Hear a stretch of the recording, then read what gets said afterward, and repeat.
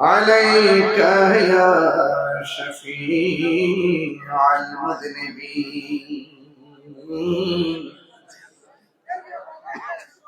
الصلاة والسلام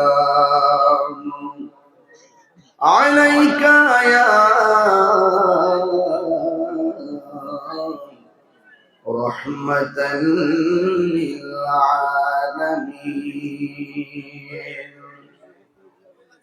الحمد لله رب العالمين خالق السماوات والأرضين. الصلاة والسلام على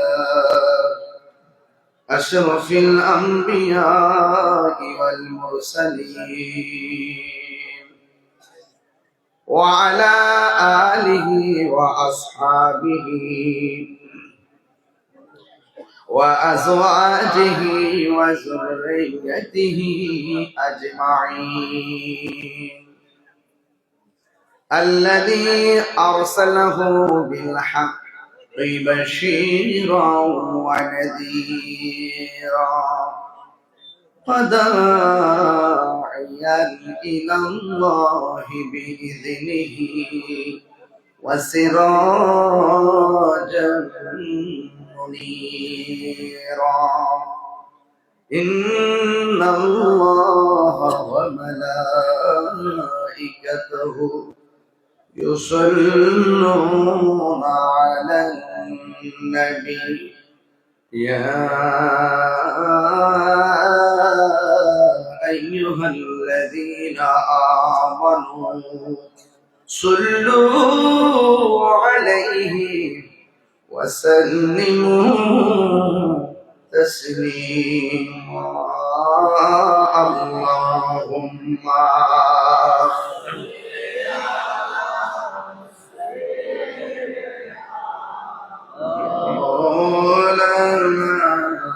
محمد سيدنا مولانا محمد. اللهم صل على مولانا محمد وعلى آل سيدنا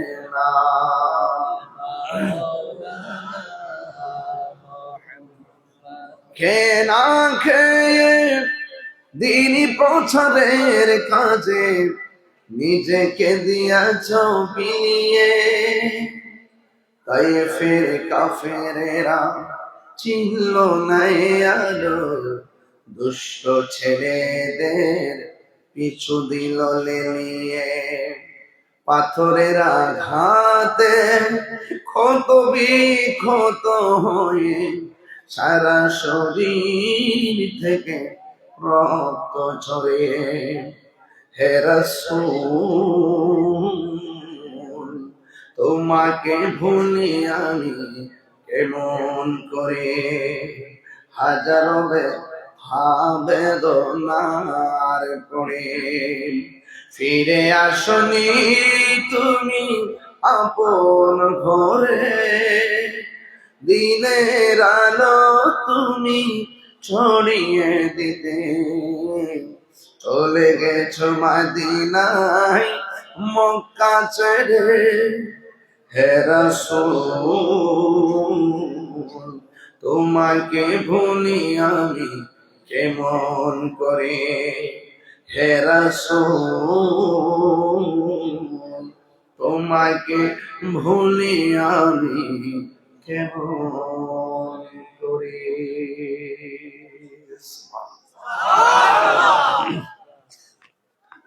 আজিমুশান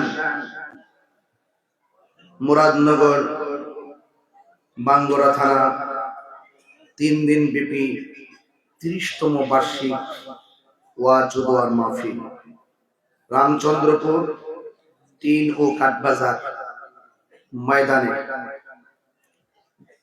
অনুষ্ঠিতব্য মাহফিলের সম্মানিত সভাপতি, সোনাকান্দা দরবার শরীফের সাজ্জাদুন নসীম, বাংলাদেশ তালিমে হিজবুল্লাহর সম্মানিত আমির, পীরে কামেল, মুর্শিদে মোকাম্মেল, সুন্নি জামাতের অতন্দ্র প্রহরী আলহাজ মাহমুদুর রহমান পীর সাহেব হুজুর মুদ্দাজিল্লাহুল আলী, সহ সভাপতি হাজী মোহাম্মদ জয়নুল আবেদিন, বিশিষ্ট ব্যবসায়ী, আজকের এই প্রথম দিনের প্রধান অতিথি, মুরাদনগরের মাটি ও মানুষের আস্থাভাজন ব্যক্তি, কুমিল্লা ৩ মুরাদনগর বারবার সফল সংসদ সদস্য, সাবেক ধর্ম প্রতিমন্ত্রী আলহাজ কাজী শাহিদ মুফাজ্জল হোসেন কাইকুবাদ সাহেব,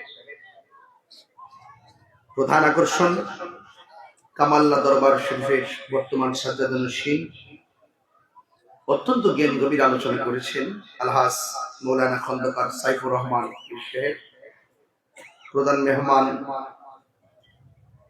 কুমিল্লা উত্তর জেলা বিএনপির সম্মানিত সহসভাপতি আলহাজ মোল্লা গোলাম মহিউদ্দিন সাহেব সহ ওয়া মুবাল্লিগিন উলামায়ে কিরাম, বিশেষ করে বিশেষ মেহমান জনাব আব্দুল সাত্তার সরকার বাবু সাহেব, হাজী মুজিবুর রহমান সাহেব, বিশেষ বক্তা মাওলানা গিয়াসউদ্দিন সাহেব। আগামীকাল কিন্তু আসবেন আল্লামা শাইখ আবু সুফিয়ান খান আবিদি আল কাদরি হুজুর, এর পরের দিন আসবেন আল্লামা ডক্টর কাফিলউদ্দিন সরকার সাহালী হুজুর। বলেন না মারহাবা। যেই মহান রব্বে করিম আমাদের সকলকে আজকের মাহফিলে আসার বসার কথা বলার সুযোগ দিয়েছেন, শুকরিয়া দান সকলে পড়ুন আলহামদুলিল্লাহ। আমি বাহিরে অনেক লোক দেখে এসেছি, অনেক কষ্ট করে এসে আপনাদের স্টেজে উঠেছি, অনেক মানুষ দাঁড়িয়ে আছেন, যারা দাঁড়িয়ে আছেন এমন লোকগুলো আরেকটা প্যান্ডেল হলে সেটাও ভরে যেত, কারণ মুরাদনগরের মাটি সুন্নিয়তের ঘাঁটি। যারা বাড়ি বাড়ি হাইটটা হাইটটা জান্নাতের টিকিট পেয়েছে, আমরা তাদের পক্ষে নাই। রাগ করলে কবেন, কিছু করার নেই। আমি যদি ধর্ম নিয়ে গবেষণা করি, কেউ যদি ধর্মের নামে ব্যবসা করে, ধর্মের নামে অধর্ম ছড়ায়, ধর্মের নামে ধর্মান্ধতা ছড়ায়, ধর্ম নিয়ে অপব্যাখ্যা করে, সাধারণ জাতিকে বিভ্রান্ত করে, তাদের বিরুদ্ধে আমি দায়িত্বহীন কণ্ঠে কথা বলবো।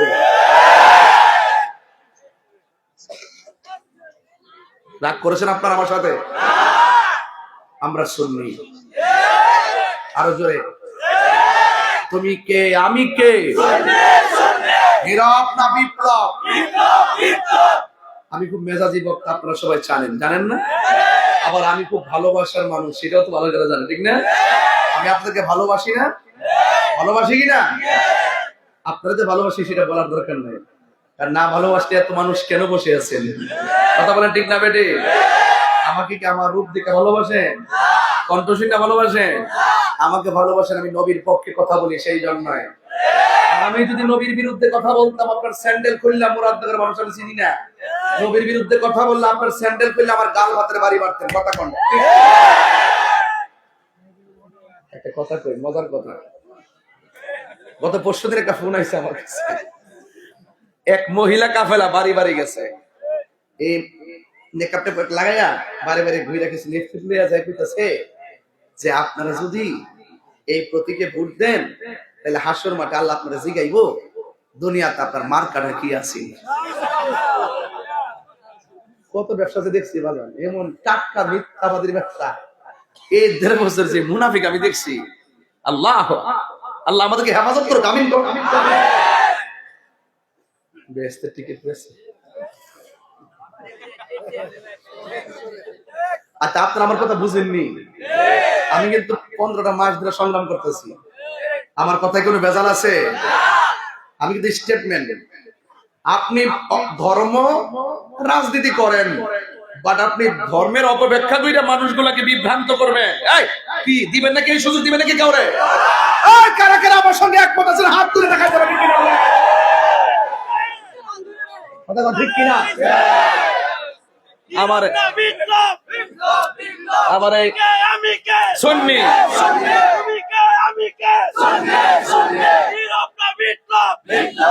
মারহাবাগন, আরো জোরে করে মারহাবাগন।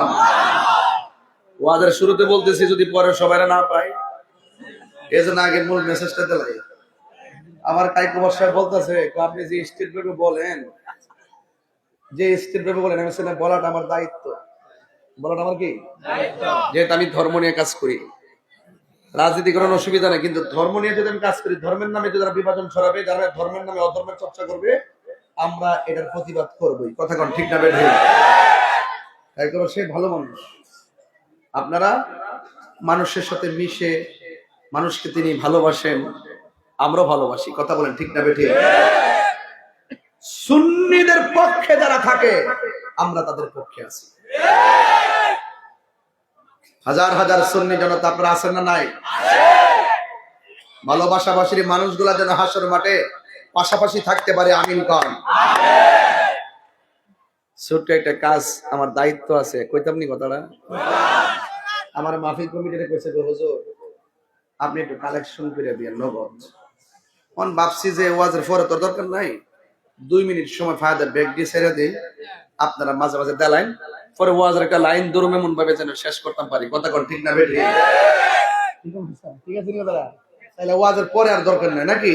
তাইলে আপনারা মেহেরবানি করে, আমাদের কিছু পোলাপান আছে, ব্যাগ টেক আছে, আমার মনে হয় আপনারা যদি মাত্র 100 করে টাকা দেন, মিনিমাম কয়েক লাখ টাকা হওয়ার কথা। কথা নেই?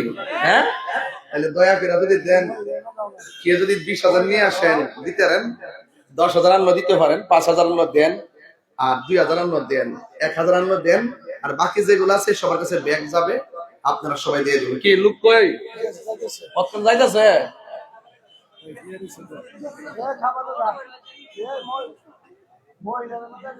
মা বোনদের এখানে যান, মা বোনদের এখানে যান, আমার কথা কইেন, হুজুরে কইছে কিছু দিবার লাগিয়া। মারহাবা জোরে কোন। আপনারা সবাই খুশি তো ইনশাআল্লাহ? তাইলে একটু মেহেরবানি করে জিকিরের তালে তালে আপনারা ব্যাগটা ছাইরা দিমু, আপনারা সবাই ইনশাআল্লাহ দান করবেন, আল্লাহ বরকত দিবে।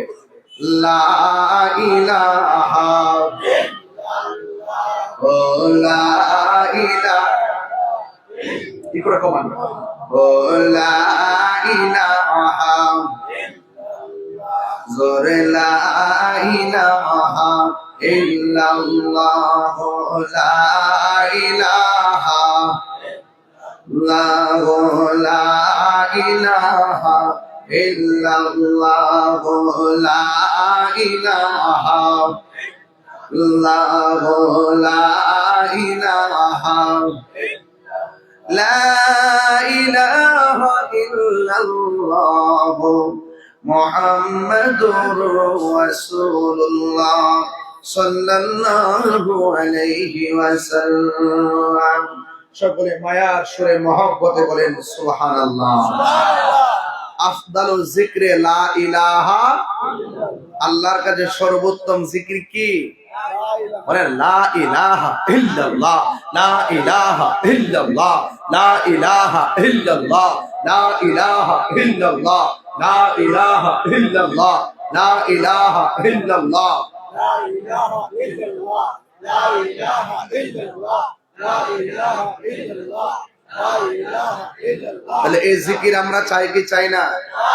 জিকির করলে গুনাহ হয় না গুনাহ মাফ হয়? আর যদি গুনাহ হয় না গুনাহ মাফ হয়?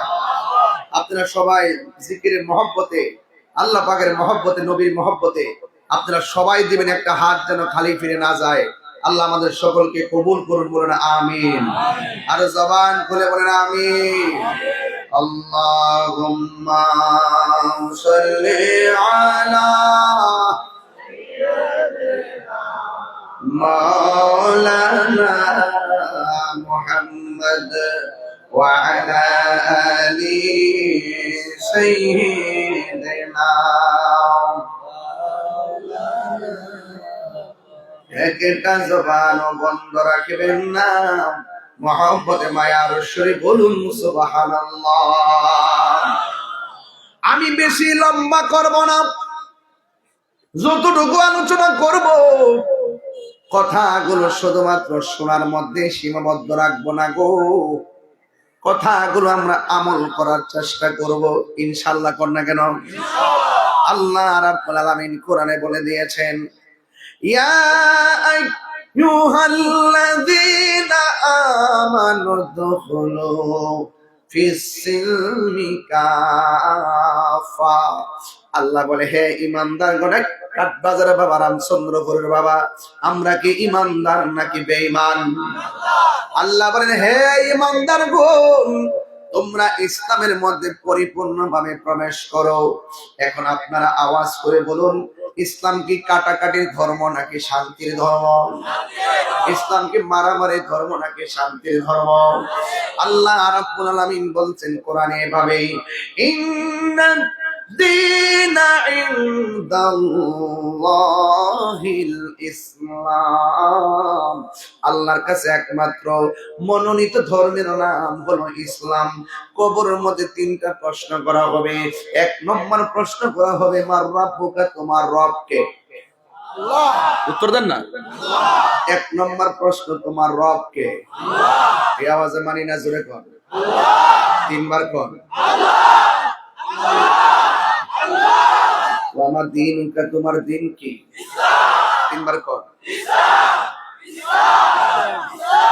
ওমা কুনতা তাকুলু ফি হাযা রাজুলি মুহাম্মদ, নবী সম্পর্কে কি বলতেন? নবী কি আল্লাহ ছাড়া যেমন মাবুদ নাই, আমার নবী ছাড়া নবীর মতো সৃষ্টি জগতে কেউ, আল্লাহ হলো এক, নবী হলো আল্লাহর বন্ধু। ঠিক কিনা বলেন? এর বাইরে কোন অ্যানসার আছে? এর বাইরে অ্যানসার আছে? কবরে প্রশ্ন করা হবে তিনটা। দুই নম্বর প্রশ্ন হলো, আমার দীনুকা, তোমার ধর্ম কি? ছোটবেলা তো ইনি শুনছেন নাকি অন্যটা শুনছেন? উত্তর দেন। আমার দীনুকা, আপনার ধর্ম কি? ইসলাম। এটা তো শুনছেন, আর কিছু শুনছেন? আর ইদানিং মোল্লারা মাইক ধরে কয় কবরে তিনটা প্রশ্ন করব। দুই নম্বর প্রশ্ন হলো, আমার দীনুকা, কবর বলে জিজ্ঞাসা, তোমার দলের নাম কি?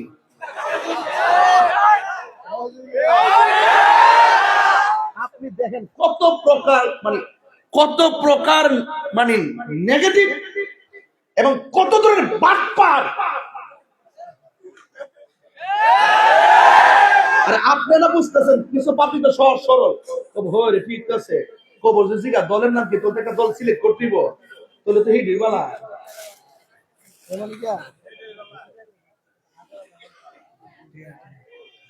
কবরের মধ্যে প্রশ্ন করা হবে, তোমার ধর্মের নাম কি? কি উত্তর দিবেন? আরো জোরে কোন? আমরা ইসলামী দল। আরে বেটা, তুই ইসলামী দল হলে আমরা কি?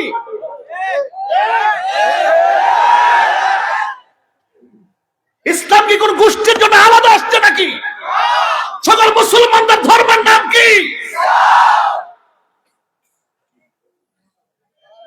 ইসলামী দল হইলে 8টা কেন, 10টা কেন, এক হইতে পারো না কেন?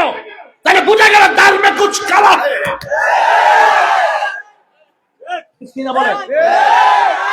এই কথাগুলো কইলে আমার বিরুদ্ধে অভিযোগ করে। অসুবিধা কি? করতে করতে করতে করতে এতগুলো উৎসাহ করছে, মামলা টামলা করে হুতাই নিয়েছে। আমি অসুবিধা নাই। দেশের মানুষ জানে যে আমি সাদারে সাদা বলি। তুমি ভালো হয়ে যাও, সমাজ ভালো হয়ে যাবে। আমি বলেছি নাটক কম করো প্রিয়।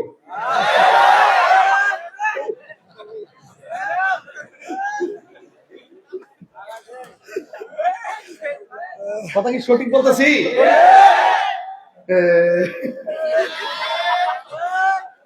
এমন সিনেমা আমার জন্মের পরে দেখছি না। কক্সবাজারকে কইতাম ভালো হয়ে যাও মাসুদ, সারা টেলিভিশনে নিউজ তাহির হুজুর ভালো বা কোন মাসুদের বললেন যে মাসুদের নাটক করে, অভিনয় করে, বাটপারি করে, মুনাফিকি করে, তারই বলছি। একটু পরে আরো কঠিন হয়ে যাবে। তাহির হুজুর কি তারও ডরেন না, ফিলাননি? এখন যে কথা বলছি, ওয়ামা দীনুকা, ইসলাম কেন গেল? ওয়ামা দীনুকা, ওয়ামা দীনুকা, ইন্না দীনা ইনদাল্লাহিল ইসলাম।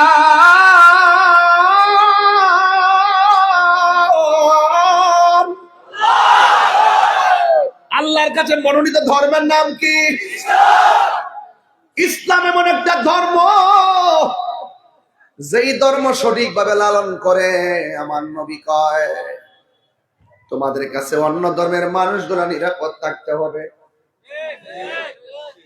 কি হিন্দুরা পূজা করে দিকে কি হিন্দুর বাড়ি করে ভেঙে নেবে, মন্দিরে জায়গা লাগাই দিবে?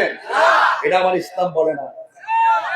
অন্যান্য ধর্মের 32টা তাঁতের ভিতরে জিব্বা যেমন নিরাপদ, অন্যান্য ধর্মের মানুষগুলোকে এইভাবে নিরাপদ দিতে হবে, এটা আমার ইসলাম বলে। আমার ইসলাম বলতেছে যে হিন্দুর বাচ্চা বাড়ি করে গেছে গা, আমার ইসলাম বলতেছে সে কোন ধর্মের সাথে দেখো না, তাকে মানুষ হিসাবে তাকে উদ্ধার করে। কথা বলেন ঠিক না? আমাদেরকে ইসলাম বোঝা যায় শোনা, আমরা ইসলাম ঠিকই বুঝি। আজ থেকে 21 বছর ধরে সম্প্রীতির ওয়াজ করি। কক্সবাজার যখন বন্যা হয় দূরে চলে যায়, সাতকারিয়া চলে গেছি, লোহাগাড়া চলে গেছি, চন্দনাইশ চলে গেছি, চকরিয়া চলে গেছি, সুনামগঞ্জে চলে গিয়েছি, আখাউড়া চলে গিয়েছি, বুড়িছং চলে গিয়েছি, নাঙ্গলশাসন পান্নায় আপনারা আমাদের বস্তা মাদাত নিয়ে না পানিতে নেমে ঘরে ঘরে কি ত্রাণ দেই নাই? আরে মানুষ সেবা করতে গেলে কে হুজুর, কে ইমাম, কে ওসি, কে ডিসি, এটা বড় কথা নয়।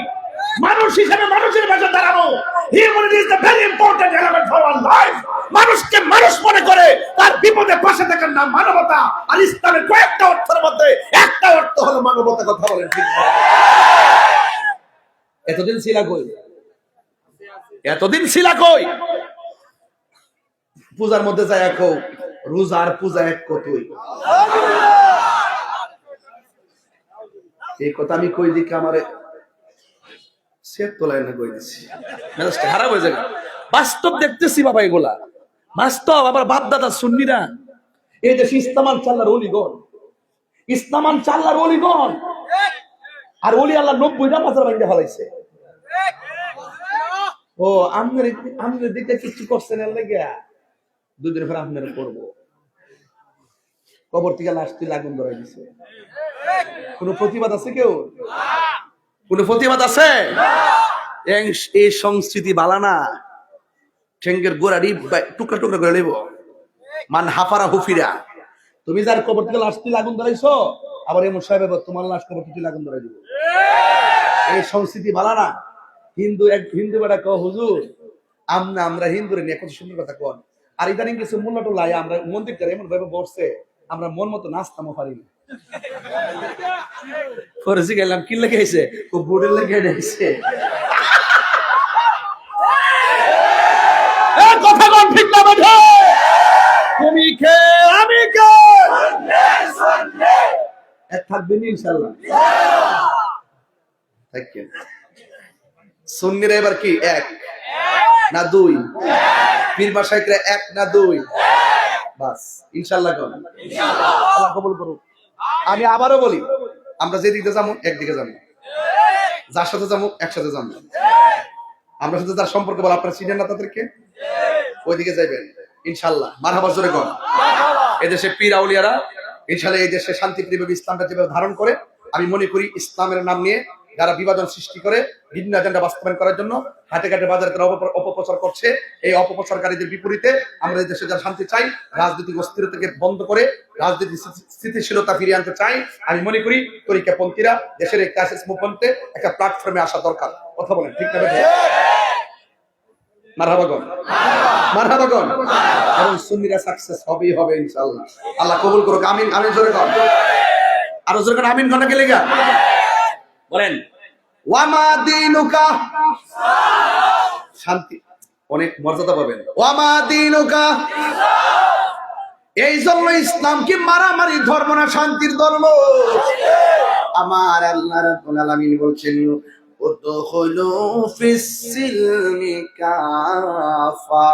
তোমরা ইসলামের মধ্যে প্রবেশ করো, পরিপূর্ণ ভাবে প্রবেশ করো।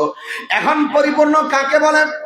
মান সালিমাল মুসলিমুনা মিন লিসানিহি ওয়া ইয়াদিহি, যার হাতের দ্বারা কেউ কষ্ট পায় না গো, যার জবানের কথার দ্বারা কেউ কষ্ট পায় না, ওই মানুষটা হলো মুসলমান।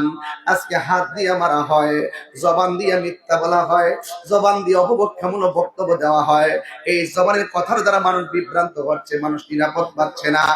এই জন্য আমি সেই দিন বলেছি, লাল দিঘির ময়দান যেমন লাল না, এদের মুখের ইসলাম ও ইসলাম না। নিয়ে আসেন আমার সামনে কোন মুফতি মুহাদ্দিস নিয়ে আসবেন, আমি প্রমাণ করে দেব। কথা বলেন ঠিক না বেটে? এই জন্য আমাদের ধর্মের নাম কি? এই জন্য ইসলামটা এমন একটা ধর্ম, এই দেশের মধ্যে ইসলামটা এমনি আসে নাই।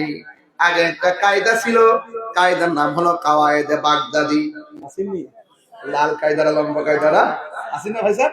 কাওয়ায়েদে বাগদাদি। এখন দেখেন বাগদাদি কায়দাটা নাই। এখন কথা হলো দেশের নাম বাংলাদেশ, বাগদাদ কায়দার নাম হলো বাগদাদ। কারণটা কি? কারণ মদিনার কাফেলা বাগদাদ গেছে, বাগদাদের ওলি আল্লাহর কাফেলা এই দেশের মধ্যে আইসা ঢুকছে। দুইটা যখন আপনারা কথা বলতে পারতেন না, আল্লাহু আকবার বলতে পারতেন না, সন্তান ছেলে হইলে গরু জবাই করতে পারতেন না, আকিকা করতে পারতেন না, ওই মুহূর্তে আল্লাহর ওলি বলে এই দেশের মধ্যে আইসা ইসলাম কায়েম কইরা ওই যে কায়দা রচনা করছে, এই জন্য কায়দার নাম কাওয়ায়েদে বাগদাদি। বাগদাদের ওলি আল্লাহর কাফেলা কায়দা রচনা করছে, আমরার হাতে কোরআনের নেম প্লেটটা তুলে দিয়েছেন। হ্যাঁ বন্ধুগণ, এই দেশের মধ্যে আল্লাহর ওলি 360 আউলিয়া। বাবা শাহজালাল একেবারে সুরমা নদীর পারে নিজেরা জানি না ওয়াজটা বিছাইয়া দিয়া নদীটা পার হয়ে গেছে। ওই আল্লাহর ওলির ইতিহাস আমাদের জানা আছে না নাই? আর জোরে বলো, জানা আছে না নাই? এই দেশের মধ্যে ইসলাম আল্লাহর ওলিগণ প্রচার করেছেন। আর ওলি আল্লাহর পথ মত যারা গ্রহণ করে, ওলি আল্লাহদের চরণে যারা থাকে, তাদের দিলটা বড় নরম হয়। দেখবেন সোনাকান্দা দরবার শরীফে গেলে যখন জিকিরের ঢেউটা ওঠে, মানুষ উত্তাল হয়ে যায়। কথা বলেন বাজান, ঠিক না বেঠিক? জিকিরে যখন ঢেউটা ওঠে, তখন মানুষগুলোর চোখের পানি ফালায় আর জিকির উত্তাল হয়ে যায়।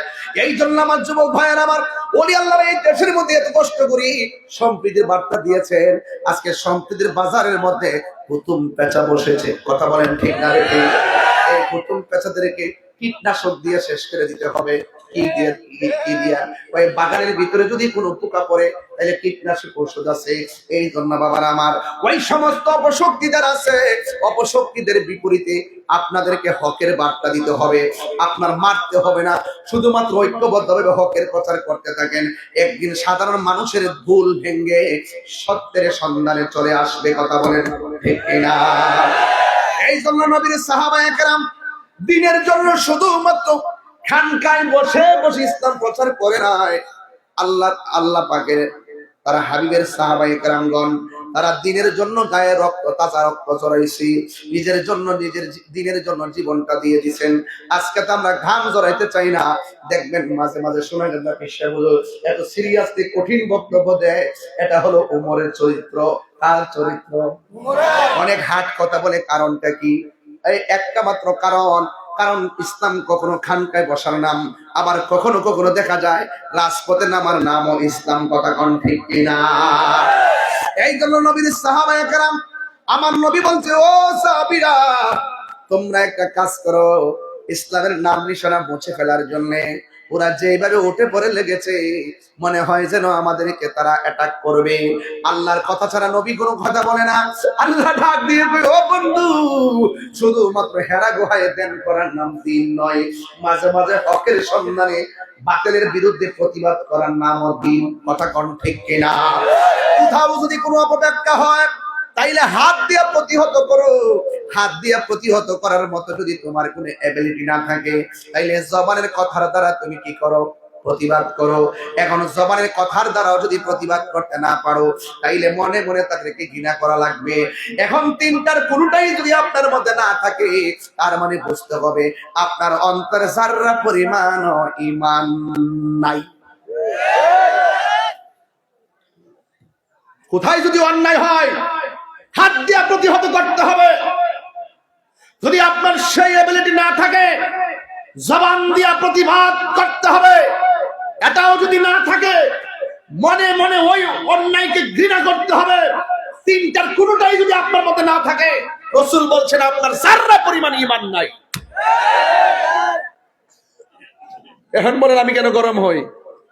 এটা দলিল আছে গরম হওয়া, নাইলে আমার ভিতরে ঈমান নুকসানিত হয়ে যাবে, নাইলে আমাকে জবাব দিতে হবে, এদের আমাকে প্রতিবাদ করতেই হবে। কথা বলেন ঠিক কিনা? সাহাবায়ে কেরাম কি ঘরে বসে রইছে? ঘরে বসে রইছে? এক সাহাবী যুদ্ধের ময়দানে গেছে। আল্লাহু আকবার বলেন কেন? যুদ্ধের ময়দানে গিয়া কই, ইয়া রাসূলুল্লাহ, আপনার সঙ্গে যুদ্ধ করতে আসছি, আমার যে চোখগুলা তো ঝুলে গালের উপরে এসে গেছে, মেহেরবানি করে চোখ দুইটা ভালো করে দেন। আল্লাহু আকবার বলেন কেন? চোখ দুটো কি করে দেন? ভালো করে দেন। এখন আল্লাহর হাবিব জিজ্ঞাসা করে, ও সাহাবী, তুমি কি চোখ চাও নাকি জান্নাত চাও? প্রশ্নটা কেমন? আঙ্গু আমরা রামচন্দ্রপুরের যারা আছেন, যদি প্রশ্ন করি চোখ চান না জান্নাত চান, কইবেন যে হুজুর আমরা জান্নাত চাই। আর সাহাবায়ে কেরাম তো তারা সাহাবীরাই, তারা নবীর পিছে নামাজ পড়েছেন, নবীর সাথে কামাত দিয়েছেন, নবীর সাথে সেহরি খেয়েছেন, নবীর সঙ্গে ইফতার করেছেন, নবীর সঙ্গে সফর করেছেন। এদের পাওয়ার তো একটু ভিন্ন, আমাদের সাথে তো মিলবে না। রাসূল জিজ্ঞাসা করে, ও সাহাবী, তোমার যে চোখ পড়ে গেছে, তুমি কি চোখ চাও নাকি জান্নাত চাও? সাহাবী ডাক দিয়ে কয়, ইয়া রাসূলুল্লাহ, আমি চোখ চাই। আল্লাহর হাবিবের নূরানি আঙ্গুল মুবারক, থুতু মুবারকটা এইভাবে নিয়ে চোখের চতুর্পাশে প্রলেপ দিয়ে ঝুলন্ত চোখটা তুলে নিয়ে চোখের গোড়ায় লাগিয়ে দিলেন। রাসূল বলতেছেন, হে সাহাবী কাতাদা, তুমি এখন বলো তুমি কেমন দেখতেছো? সাহাবী ডাক দেখে, ইয়া রাসূলুল্লাহ, চোখ যখন ঝুলে গেছে কিছুই দেখতাম না, যখন আপনি বসাই দিয়েছেন আমি আগের চাইতে আরো ভালো দেখতেছি। এখন নবী ডাক দিয়ে, সাহাবা, দুনিয়ার সবাই জান্নাতের পাগল, তুমি জান্নাত চাইলা না, তুমি চাইলা চোখ, কারণ দেখি।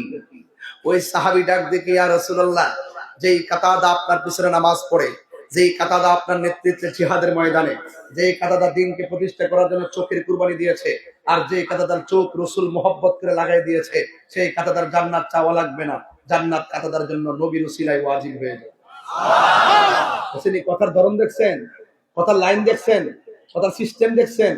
এগুলো হলো প্রেম, আধ্যাত্মিকতা। এগুলো কি আধ্যাত্মিকতা? যার নগদ তা দেখবেন না, নগদের ভিতরে একটা গোপন আছে। শুধু চেহারা দিকে মাপকাঠি করবেন না, ভিতরে আরেকটা আছে। ভিতরে কি আছে? ভিতরে কি আছে? শোনো, পানি ছাড়া মাছ বাঁচে, কথা বলেন, পানি ছাড়া মাছ বাঁচে, ভিতরে যেটা আছে এটা জিকির ছাড়া বাঁচে না। কথা বলেন ঠিক না বেঠিক? এটা যখন, এই যে দেখেন, মানুষ যখন মারা যায়, মুরব্বীরা একটু মনোযোগ দেন, মানুষ যখন মারা যায় 3 দিন পরে তার নাকটা পচে যায়। কি পচে যায়?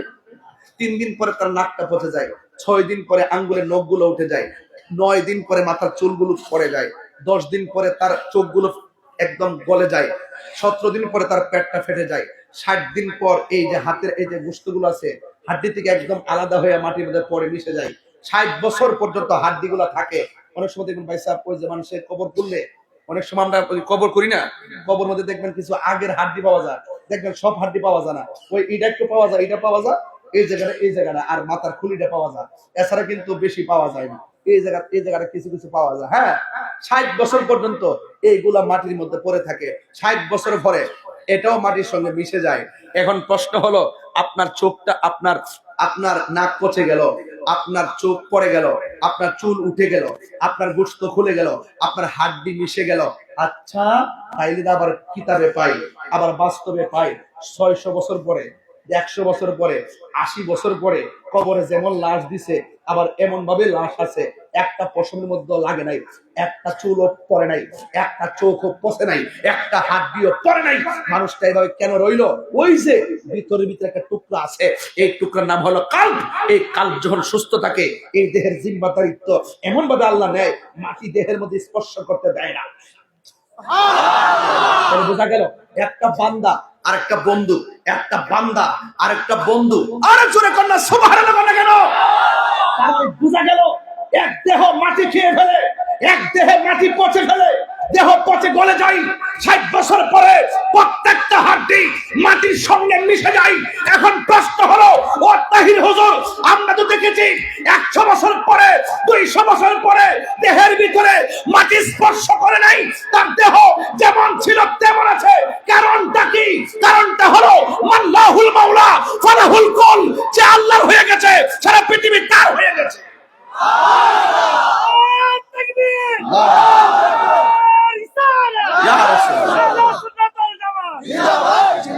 আওয়াজ করে বলেন ঠিক না বেঠিক? একটা হলো বান্দা আর একটা হলো বন্ধু। কথা বলে ঠিক কিনা বলেন?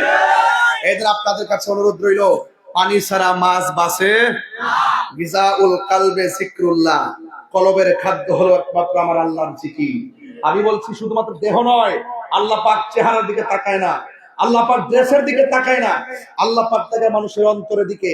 আর অন্তর যার ঠিক থাকে, সে পৃথিবীর কাউকে ভয় করে না একমাত্র আল্লাহ ছাড়া। কথা বলে ঠিক না বেঠিক? এই জন্য আল্লাহ রাব্বুল আলামিন বলেছেন, ওয়ালামু আন্নাল্লাহা মাআল মুত্তাকিন, তোমরা জেনে রাখো তোমাদের পেছনে ডানে বামে কেউ না থাকলো, তোমাদের অন্তরে যদি আমি আল্লাহর ভয় থাকে, তোমাদের সাথে আমি রয়েছি। চিৎকার মেরে কন্যা সুবহানাল্লাহ। হায় হায় হায়, সাহাবারা জিজ্ঞেস করে, ও সাহাবারা, এখন তো দেখছেন যে ঝুলন্ত চোখ কি হয়ে গেছে, ঝুলন্ত চোখ কি হয়ে গেছে। এখন অন্যান্য সাহাবীকে নবী জিজ্ঞেস করে, ইয়া রাসূলুল্লাহ, আমার নবী জিজ্ঞেস করে, ও সাহাবীরা, তোমাদের যুদ্ধে আর কোনো প্রবলেম আছে? এক সাহাবী ডাক দিয়ে, ইয়া রাসূলুল্লাহ, সমস্যা তো আছে। কয় কি আছে? কয় কাফেররা যেখানে দাঁড়াইছে তাদের পিছন দিক দিয়ে সূর্য উঠছে, আর আমরা যেখানে তাদের মোকাবেলায় দাঁড়িয়েছি আমাদের চোখের সামনে সূর্য উঠেছে। তারা যখন আমাদেরকে ডিল দেয়, সূর্যের তাপের কারণে, ওই যে সূর্যের মুখোমুখি হইলে অনেক সময় পাথর দেখা যায় না, অনেক সময় তাকানো যায় না। তাই আমাদের সমস্যা হচ্ছে ওই তীরের আঘাতে আমাদের ভাইয়েরা শহীদ হয়ে যাচ্ছে। তখন আল্লাহর হাবিবের মতন এমন মুস্তাজিবুদ দাওয়া কি পৃথিবীর মধ্যে কেউ আছে? আল্লাহর হাবিব দুইটা হাত বাড়ায় দিয়ে বললেন, ও আল্লাহ, একটু ডাক দিয়ে এখন না, আল্লাহ, একটু মায়ার সুরে ডাক দেন, আল্লাহ মেহেরবান, তুমি মেহেরবান, মেহেরবান, তুমি মেহেরবান, দয়ার মালিককে মেহেরবান, তুমি মেহেরবান, মেহেরবান, তুমি মেহেরবান, আমি পাপী গুনাহগার, তুমি ছাড়া কে আছে আর, ক্ষমা করো ও গো প্রভু, তাওবা করি বারে বার, ইয়া রাহিমু রহমান, ইয়া কারিমু মেহেরবান, ইয়া রাহিমু রহমান, ইয়া কারিমু মেহেরবান, মেহেরবান, তুমি মেহেরবান, মেহেরবান, তুমি মেহেরবান, দয়ার মালিককে। আরে বাবা, অসুস্থ শরীর নিয়ে আইছেন, পিঠের মধ্যে ব্যথা হয়ে গেছে, ডায়াবেটিসটা বেড়ে গেছে বুঝি, প্রেসারটা বুঝি বেড়ে গেছে। যদি আল্লাহর একটু মায়া লাগতে যায়, সেকেন্ডের ভিতরে ব্যথা রোগ ভালো করে দেওয়ার মালিককে। জেনে না জেনে হাজার পাপের সাগরে ডুব দিয়েছি, পথ হারিয়ে ভুলে, বুঝি না বুঝে হাজার পাপের সাগরে ডুব দিয়েছি, পথ হারিয়ে ভুলে, নিজের প্রতি নিজের সকাল বিকাল সাজে, নিজের প্রতি নিজের সকাল বিকাল সাজে জুলুম করেছি বারে বার, ইয়া রাহিমু রহমান, ইয়া কারিমু মেহেরবান, মেহেরবান, তুমি মেহেরবান, মেহেরবান, তুমি মেহেরবান। নবী গো, ১৫০০ বছর পর আমরা এসে আপনার গান গাইতেছি, আর সাহাবায়ে কেরাম আপনার দেখতে দেখতে আবেদন জানাইছে। ও নবী গো, যদিও সাহাবীরা দেখতে দেখে আবেদন জানাইছে, আমরা যদিও ১৫০ বছর পরে অনেক দূর কাট, আজকে রামচন্দ্রপুর আছি, যদি আমরা মুরাদনগর আছি, ও নবী, আমরা পাগলগুলা কেমন একটু দরখাস্ত করে জানালাম, তায়েফের জমিনে যারা আপনারে পাথর মারছে, আমরা মুরাদনগরের পাগলগুলা যদি সেই দিন থাকতাম, আমাদের বুকটা পাথরের বরাবর পাইটা দিতাম, আপনি মোস্তফার বদন মুবারকে একটা পাথর লাগতে দিতাম না। কথা বলেন ঠিক কিনা? এটাই সঠিক, এটাই সঠিক। এই জন্য আমরা নবীকে জানের চাইতে বেশি ভালোবাসি। আমার নবী, আপনার নবী ডাক দিয়ে সাহাবীরা রে, তোমাদের কোনো সমস্যা আসেনি? সাহাবীরা কই, নবী গো, সূর্যটা চোখের মধ্যে লাগে, একটু কষ্ট হইতাছে। নবী আমার দুইটা হাত আল্লাহর কাছে বাড়ায় কই, আল্লাহ, আমার সাহাবীরা জীবনে প্রথম যুদ্ধের মধ্যে এসেছে, যদি সবাই মারা যায়, শহীদ হয়ে যায়, তোমার দিনের পতাকাকে পাহারা দিয়া রাখবে। আল্লাহ সূর্যের তাপের কারণে আমার সাহাবীরা সামনে তাকাইতে পারে না।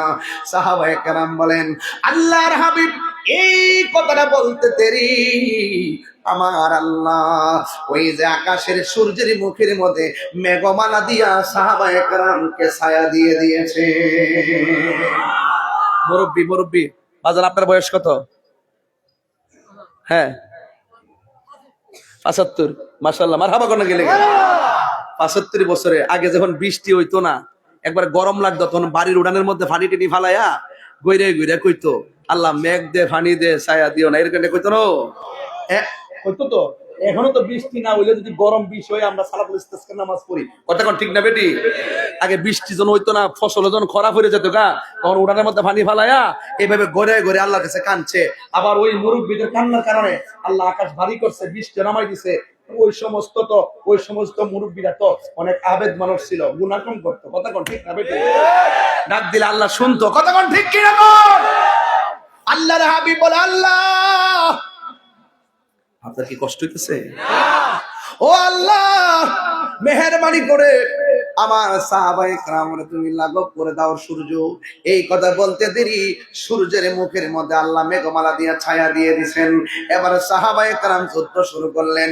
বন্ধুরে আমার, ও আমার রামচন্দ্রপুরের বাবা, কি ভাষায় বলবো, কাঠবাজারের বাবারা শুনে যান, শুনে যান। এবার আমার নবী কিছুক্ষণ পরে সাহাবায়ে কেরামকে ডাক দিয়ে, সাহাবীরা এতক্ষণ তো তোমাদের চোখের মধ্যে সূর্য লাগতো, এখন কোন সমস্যা আসেনি? সাহাবায়ে কেরাম, ইয়া রাসূলুল্লাহ, আবার নতুন করে আরেকটা সমস্যা দেখা দিয়েছে। কয়েক কি সমস্যা? ইয়া রাসূলুল্লাহ, নবী গো, ওরা দাঁড়াইছে শক্ত মাটির ভিতরে, আর আমরা দাঁড়াইছি বালু মাটির ভিতরে। বালু মাটির ভিতরে যখন আমরা ঘোড়া লয়া দৌড় দেয়, দোলায় দূষিত যে মানে ঘোড়ার যে দৌড়ের কারণে নিচের বালুগুলা ধুলা উঠে যায়, ধুলার কারণে ওরা আমাদেরকে পাথর মারলে, আমাদেরকে তীর মারলে ধুলার কারণে দেখি না, ওদেরকে দেখি না, ওরা আমাদেরকে শক্ত জায়গায় থেকে দেখি এমন ভাবে আমাদেরকে আঘাত করতেছি। এই জন্য ইয়া রাসূলুল্লাহ, আমরা ধুলার কারণে তাদেরকেও দেখি না, আর তাদের তীরগুলো আমরা ফিরাইতে পারি না। চোখের সামনে অনেকগুলো সাহাবী শহীদ হয়ে গেছে। আল্লাহর হাবিব সাল্লাল্লাহু তাআলা আলাইহি ওয়াসাল্লাম দুইটা হাত আমার আল্লাহর দরবারে বাড়ায় দিয়েছিল। আল্লাহর ডাক দেখে, আল্লাহ আমার সাহাবীরা ধুলার কারণে ওরা কিছুই দেখতেছে না, ধুলার কারণে ওই প্রতিপক্ষের তীরের আঘাত দেখে না, পাথরের আঘাত দেখে না, আক্রমণ ভাগ দেখে না। ও আল্লাহ, বিকল্প ব্যবস্থা করে দাও। আল্লাহ রাব্বুল আলামিন কয়, ওয়ালাকাদ নাসরাকুমুল্লাহু বিবাদরিন ওয়া আনতুম আযিল্লা। চিৎকার মেরে কি আল্লাহু আকবার বলা যাবে না? যেই মাত্র আমার নবী দুইটা হাত আল্লাহর দরবারে বাড়ায় দিছে, হাত মোবারক বাড়ায় দেওয়ার পর হাতটা নামাইতে দেরি, আমার আল্লাহ আসমান থেকে মুষলধারে বৃষ্টি নামাইতে দেরি করে নাই। সাহাবায়ে কেরাম ছিল বালু মাটির ভিতরে, আমার আল্লাহ বৃষ্টি নাজিল করিয়া বালু মাটি শক্ত হয়ে গেছে, আর ওরা দাঁড়াইছিল শক্ত মাটিতে, আল্লাহ বৃষ্টি ফালাইয়া শক্ত মাটিরে পিছলা বানাইয়া দিছে। আল্লাহ রাব্বুল আলামিন বলেন, ওয়া মাকারু ওয়া মাকারাল্লাহ ওয়াল্লাহু খায়রুল মাকিরিন। তুমি যতই কৌশল করো না কেন, আপনারা জবান খুলে কোন আসমানি জবাব রেডি আছে না নাই? আল্লাহর দরা কি নরম না শক্ত? আল্লাহ রাব্বুল আলামিন কয়, ও বান্দা, ইন্না বাতুশা রাব্বিকা লাশাদীদ, নিশ্চয়ই আল্লাহর ধরা অনেক শক্ত। ইন্নাল্লাহা ইউমাহিলু ওয়া লা ইয়ামহুল, আল্লাহ ছাড় দেয় কিন্তু ছেড়ে দেয় না, কথা কোন ঠিক কিনা? আল্লাহ ছাড় দেয় কিন্তু ছেড়ে দেয় না। যেমন 5 ওয়াক্ত নামাজ ফরজ করেছেন কে? আল্লাহ। কিন্তু বান্দা নামাজ না পড়ে ঘোরাঘুরি করে আসে না নাই? ইচ্ছা করলে আমার আল্লাহ মাছের কাঁটা গলার মধ্যে লাগাইয়া মাইরা ফেলাইতে পারতো। আল্লাহ আপনারা 3 বেলা খাওয়াইতেছে, শুধুমাত্র তাই নয়, রাতের বেলা ঘুম পাড়াইতেছে। আল্লাহ তোমার নামাজ না পড়ার পরেও আজকে দুনিয়ার জমিনে যারা চাকরি করে 1 মাসের ভিতরে 20 দিন না গেলে বেতন কাটটা দেয়, আর আল্লাহ বলছে তোমরা নামাজ করো, এটা হাজিরা দিবা। আমি খালেক, তোমরা আমার মাখলুক। আমি আল্লাহ, তোমরা আমার বান্দা। তোমরা শুধু নামাজের ভিতরে যাইয়া হাজিরাটা দিবা। এরপরে আমরা নামাজ পড়ি না, এক বেলা না, দুই বেলা না, মাসের পরে মাস নামাজ পড়ি না। এক বান্দার প্রতি যেইভাবে রাগ করে, আল্লাহ যদি কিঞ্চিত আমাদের প্রতি অসন্তুষ্ট হয়ে যেত, আল্লাহ ইচ্ছা করলে মাছের কাটা গলায় লাগাইয়া রিজিকের দরজার মধ্যে তালা মাইরা দিতে পারতো। ইচ্ছা করলে আমার আল্লাহ ফজরের নামাজের ভিতরে যুবক পোলাপান সারা রাত মোবাইল চালাইয়া যেমনে ঘুমাইয়া যায়, ইচ্ছে করলে আমার আল্লাহ ঘুমের ভিতরে তাকে প্যারালাইসিস করে দিতে পারতো। আল্লাহ রাব্বুল আলামিন কয়, ও বান্দা, আমি আল্লাহ তোরে ছাড়া দিয়েছি কেন জানোস নি? কয় কেন? ফি আইয়ি সূরাতিন মাশাআ। আল্লাহ বান্দারে বড় মায়া করে বানাইছি। খলাকতু বিয়াদাইয়া, আল্লাহ বলে বান্দারে আমি আমার হাত দিয়ে বানাইছি। ও পৃথিবীর মানুষ, আল্লাহ ইন্নাহু হুয়া ইউবদিউ ওয়া ইউঈদ। আল্লাহ বলে, ও বান্দা, আমি আল্লাহ তোর শুরুর মালিক, আমি আল্লাহ তোর শেষের মালিক। এই জন্য আমি আল্লাহ, তুই আমার গোলামি না করার পরও আমি আল্লাহ আকসি কোনো বিপদ দেই না। মাঝে মাঝে কয়েকদিন ভূমিকম্পের নাড়া দিছে 5.3, 5.3, 5.5, 4.2, 3.2, এতে অবস্থা। আবার বলা হয়েছে কি জানেন, যদি 7 উপরে যায়, একসঙ্গে বাংলাদেশের বিল্ডিং এর যে অবস্থা, 6 লক্ষ বিল্ডিং ধসে পড়বে। শুধু একটু মিস করে দিছে, আমরা ঘর থেকে বাইরে জায়গা। ও বান্দা, এখনো সময় আছে। একটু পেটে ব্যথা হলে যেমনি আল্লাহরে ডাকো, ব্যথা হওয়ার আগে আল্লাহরে ডাকেন। 10 ভাগের 1 ভাগ যদি ডাকেন, আমার আল্লাহ আপনার উপরে রহমতের সামিয়ানা বিছায়া দিবে। কথা বলেন ঠিক কিনা? বন্ধু, সাহাবায়ে কেরাম যখন বলল, ও ইয়া রাসূলুল্লাহ, ধুলার কারণে কিছুই দেখি না, আল্লাহ রাব্বুল আলামিন আসমান থেকে বৃষ্টি নামায় দিয়েছে। এবার সাহাবায়ে কেরামকে আমার নবী প্রশ্ন করেন, ইয়া সাহাবীরা, আমি তোমাদের জন্য দোয়া করলাম, আল্লাহ আসমান থেকে বৃষ্টি নাজিল করলো, এই মুহূর্তে তোমাদের আর কোনো সমস্যা আসেনি? সাহাবায়ে কেরাম কয়, ইয়া রাসূলুল্লাহ, আবার নতুন করে একটা সমস্যা দেখা দিয়েছে। কয় কি? কাফেররা যখন আমাদের দিকে আসে, আমরা কাফেররা মারতে যাই, আমরা তাকে দিয়ে কাফেরদের একটা লোক দাঁড়ানো, তার ডানে একটা ছায়া, বামে একটা ছায়া, আমরা একজনের দুইজন দেখে আমরা মারতে পারি না। আমরা সংখ্যা মাত্র 313 জন, কয়েকজন চলে গেছে, ওরা হলো 1000, অসুবিধা নাই। কিন্তু এদের পাশে দেখলাম আর অপরিচিত অনেক লোক দাঁড়ায় রয়েছে। আল্লাহর হাবিব ডাক দিয়ে কই, ও সাহাবীরা, এরা মানুষ নয়, এদেরকে সহযোগিতা করার জন্য জিন নামছে। জিন কি নামছে? আরো জোরে আল্লাহু আকবার বলেন কেন? জিন নামছে। কি নামছে? আবার সাহাবীরা কই, নবী গো, আমরা সংখ্যায় হলাম কম, আবার তাদের সঙ্গে জিন নামছে। আমি আমার আম্মারে লইয়া ওই বদরের প্রান্তরে গিয়েছি। একটা সাইনবোর্ড আছে, দেখবেন 14 জন সাহাবী শহীদ হয়েছে, তাদের তালিকা আছে। এটার পাশে যারা বদরের যুদ্ধে শহীদ হয়েছেন, তাদের রওজা মুবারক মাকবারা আছে। ওই জায়গার মধ্যে আমার আম্মারে নিয়ে গিয়েছি। ওই জায়গাটা আমি দেখে এসেছি, যে জায়গার মধ্যে আবু জাহিলরা মারছিল, ওই জায়গাটা আমি দেখে এসেছি। এবং আমার নবী আল্লাহরে ডাক দিয়ে কয়, ও আল্লাহ, আমার সাহাবীরা যুদ্ধ করতে গেছে, তাদের পক্ষে জিন নেমে গেছে, তুমি সাহাবায়ে কেরামদেরকে সহযোগিতা করো। আমি দেখে এসেছি ওই পাহাড়টা, যে পাহাড়ের মধ্যে আমার আল্লাহ মুসলমানদেরকে সহযোগিতা করার জন্য আমার আল্লাহ আসমান থেকে ফেরেশতা নামায়া দিয়েছে। আর বড় করে বলেন না সুবহানাল্লাহ। আপনারা জবান খুলে কোন হকের পথে থাকলে গায়েবী সাহায্য আছে না নাই? গায়েবী সাহায্য আছে। এবার সাহাবায়ে কেরাম যুদ্ধ শুরু করলেন। ইন দি মিন টাইমে আমার নবী, আপনার নবী বলেন, সাহাবীরা রে, আর কোন সমস্যা আসেনি? ও নবী গো, তলোয়ার ভাঙিয়া গেছে। আল্লাহর হাবিব তলোয়ার বাংলা কি হয়েছে? খেজুর গাছের ডাইল। কোন গাছের ডাল? ন খেজুর গাছের ডাল। না, খেজুর গাছের ডাল আমার আল্লাহ তরবারি বানায় দেয়। ও গো নবী, প্যারা নবী, তোমারই দরবার যেতাই গেলে একবার, যেতে চাই বারবার। দু জাহানে চলে শুধু তোমার জমিদারি, দু জাহানে চলে নবী তোমার জমিদারি। আল্লাহ সব কিছুর মালিক, তুমি বন্টনকারী। আমরা নবীর ভিখারি, আমরা কার ভিখারি? বলো, নবীর ভিখারি, আমরা নবীর ভিখারি। জোরে কোন ঠিক কিনা? তোমার ক্ষমতা চলে আসমানে শুধু জমিনে নয়, তোমার ইশারায় মাগরিব হতে উল্টায় আসর হয়। সুবহানাল্লাহ কেন? কি মাগরিব থেকে উল্টা আসর হইছে নি? মৌলা আলী বলছিল, ইয়া রাসূলুল্লাহ আপনি ঘুমাই দিয়েছেন, ডাক দেই নাই, এই ফাঁকে তো সূর্য ডুবে গেছে, আমার আসরের নামাজ কাজা হয়ে গেছে। আমার নবী কয়, হে আলী তুমি কি নামাজ পড়বা? ইয়া রাসূলুল্লাহ পড়মু কেমনে, সূর্য তো ডুবে গেছে। আল্লাহর হাবিব কয়, এ সূর্য, আসরের টাইমে যে জায়গায় ছিল এই জায়গায় ফিরে আসো। আর আমরা বাংলাদেশের একজন আছে, এরা বলে কিং অফ চট্টগ্রাম, নাম দিছে না বলে শাহজাহান চৌধুরী, বুঝছেননি? হ্যাঁ, উনি আমির, জামাতের আমির আর কি। উনি বলতেছে ওই দিন, আল্লাহ আমার এত মর্যাদা দিছে, আমার লাগে আকাশের সূর্যরা দাঁড় করে রাখবো। আমি কি হাসতাম না কানতাম? একটু কান্দেন, ইতি শিখছ কিতারে তুই অনেক ইতালে কানতাম, আবার লাগে এই কোথালে কানতাম কিতারে কিতা গো।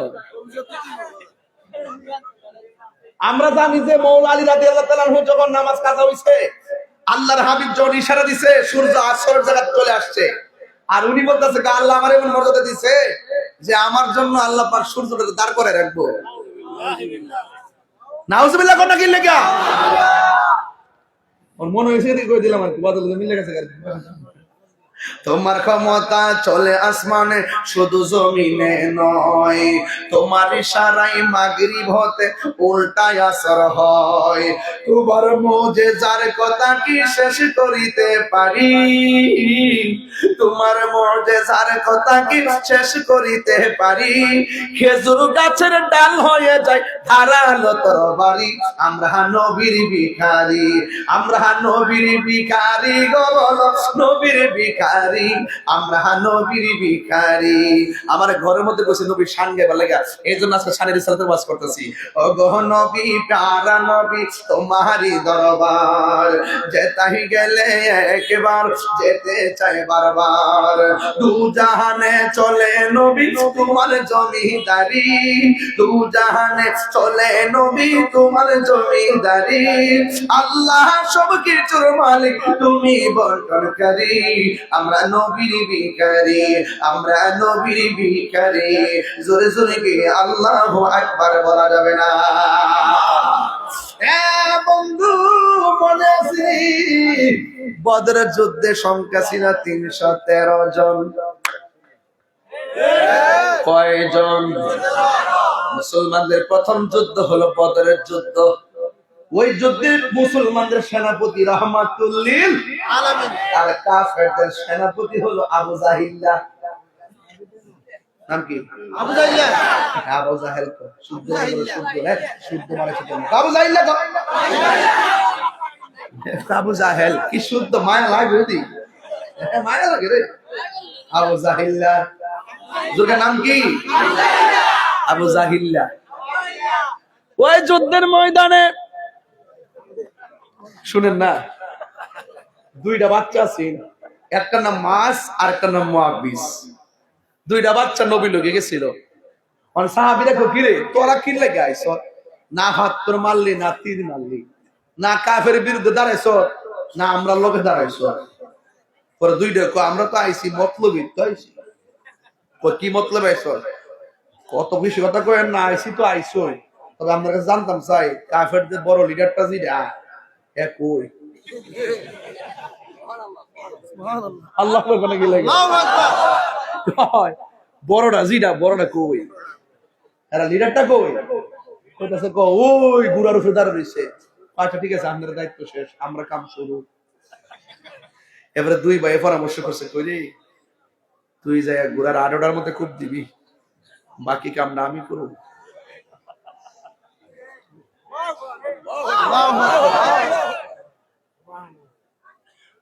আবু জাহিলকে দুইটা গণত ধরছে। আমরা বাচ্চা কাচ্চার হাতে তো এমন তো লাঠি থাকতে পারে, আমরা কি মনে করবো যে বাচ্চা আমার বাড়ি মারবো? এরা এমনি করতে করতে এমনি এমনি যাই আস্তে আস্তে গেছে। আর আবু জাহিল তো ঘোড়ার উপর উঠে যাচ্ছে, ওই ওই আর ছোটটা নিচে তো যায় আর ওরা দিছিনি। আবু জাহিল কেডা রে, যে মাত্র কইছে কেডা রে, আর বাকি কামটা শুরুটা সুযোগটা পাইছি মাইরা দেই। এমন জোরে একটা গাঁটাত মারছে, আবু জাহিল্লা এই ছোট্ট বাচ্চার হাতুই শেষ। আল্লাহু আকবার কন্যা কি লেগা আর জোরে আল্লাহু আকবার। আমি পরিষ্কার ভাষায় বলতে চাই,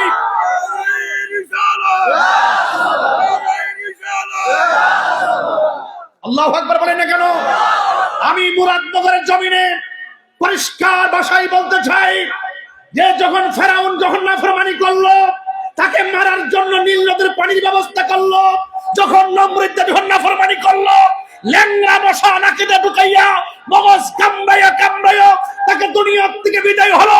আবু জাহিল্লা যখন আমার নবীকে মারার জন্য নীল নকশা রেখেছে, বড় কোনো ক্ষেপণাস্ত্র ব্যবহার করে নাই, দুইটা ছোট বাচ্চার হাতেই আবু জাহিল্লার পরাজয় হয়েছে।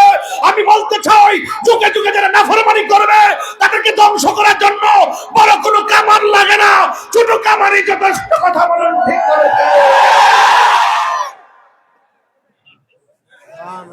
কি কথা রাগ করেছেন আপনারা আমার সাথে? খবরদার, খবরদার, দুনিয়া বাহাদুরি জাগে না। যত নরম হয়ে থাকবেন সম্মান বাড়বে। কথা বলেন না কেন? না তামশি ফিল আরদি মারাহা, জমিনে অহংকার করে চলা যাবে না। ইন্নাল্লাহা লা ইউহিব্বুল মুতাকাব্বিরিন, আল্লাহ রাব্বুল আলামিন অহংকারকারীকে পছন্দ করে না। এই জন্য আমি দায়িত্বহীন কণ্ঠে বলতে চাই, বড় যদি হতে চান ছোট হন, তবে দেখবেন আর কমিটমেন্ট করেন সবার সুখে হাসবো আমি, কাঁদবো সবার দুঃখে, নিজের খাবার বিলিয়ে দিব অনাহারের মুখে। আপনি যখন ইতিমের মাথায় হাত বুলাইয়া দিবেন, আল্লাহ পাক আপনার মাথার উপরে রহমতের ছামিয়ানা বিছাই দিবে। দয়ার মালিক কে? আল্লাহ। দয়ার মালিক কে? এই দয়া এখনো আছে না নাই? না থাকলে ভূমিকম্প 10 মাইলের 10 চোখের পরে কেটে লাল দিয়ে সব শেষ। আমরা এত কিছু করি, বলেন দয়ার মালিক কেডা? আল্লাহ। আজকে মাহফিলে বলতেছি, বুঝাইতেছি যে দেখেন নবী দোয়া করছে, আল্লাহ সূর্যের মুখের মধ্যে ছায়া দিয়ে দিছে। নবী দোয়া করছে, আসমান থেকে বৃষ্টি নামাই দিছে। নবী দোয়া করছে, হায় হায় হায় হায়, তরবারি ভাঙ্গা খেজুরের ডাল তরবারি হয়ে গেছে। এই যুবক ভাইয়ের আমার, নবী যখন যুদ্ধের ময়দান থেকে ফেরার পথে একটা কূপ আছে, কূপের নাম হলো বীর শেফা। হজ করছেননি? আপনি গেছেন? ওই যে মদিনা থেকে বদর প্রান্তরে যাওয়ার পথে দুইটা কূপ আছে ভাই। একটা কূপের নাম বীর শেফা, আরেকটা কূপের নাম বীর রাওয়াহা। কি? বীর রাওয়াহা। রাসূল যখন এই কূপের কাছে বসছেন, কাফেররা তো ভালো করে জানে মাসটা রমজান, সাহাবায়ে কেরামের তো ইফতারের সময় তারা কি পান করবে? পানি পান করবে। হয়তো আর তো কোনো কূপ নাই, এটাই তো কূপ আছে। এই এই এই এই এই বেটা, এই এদিকে জিজ্ঞেস করে কি হবে? এই কিতা এক হইলে কয়ে গেলে তো চলে। একটা জুতালে একটা আড়াতে শুরু করছে গেলে ইয়ারি বেটা তাহিরি জন্য প্রতিদিন বই থাকবে না। আরে সাইরা দে, এক নম্বর সমস্যা তো কি হয়, আমার আইন তো বজায় রাখতে ব্যাখ্যা দিয়া যান, অসুবিধা নেই, ব্যাখ্যা দিয়া যাবেন, আঙ্গুল দেখাবেন, একটা নিলে দুই দেয়া বেড়া করছো তাহলে একটা ঠিল যাইতেছে। বাবা জান, আপনার কি কষ্ট হচ্ছে? আর 10-12 মিনিট সময় দিব আপনাদেরকে। রাজি আছেন ইনশাল্লাহ? একটা উঠ টাকা 3 ঘন্টা। তুই তো লন্ডন থেকে আইছ, তো নাইলে আমেরিকা থেকে আইছ, কইতে আইছ? বাংলাদেশি? ঠিক আছে। ওয়াজ করলে মাঝে মাঝে বিরতি দেওয়ার লাগে, নাইলে মানুষের মেজাজ গরম হয়ে যায়। ছাগলের রোগ যে সিলে দেই না, নিজে পাগলের মুখে আরো পাগলের। আমার বাইর থেকে কিন্তু বুঝাই ভাড়া যে ওয়াজে গেছিলেন না, কোন সময় বড় চিল্লাচিল্লি শুরু করেন। আমি কারণ পাগল পাইছি, বড় চিল্লাম, আর কোনো গান নাই। ইয়ানো চিল্লালে তো হাদিয়াও দেয়, তোমাকে চিল্লা দিতে দিবা।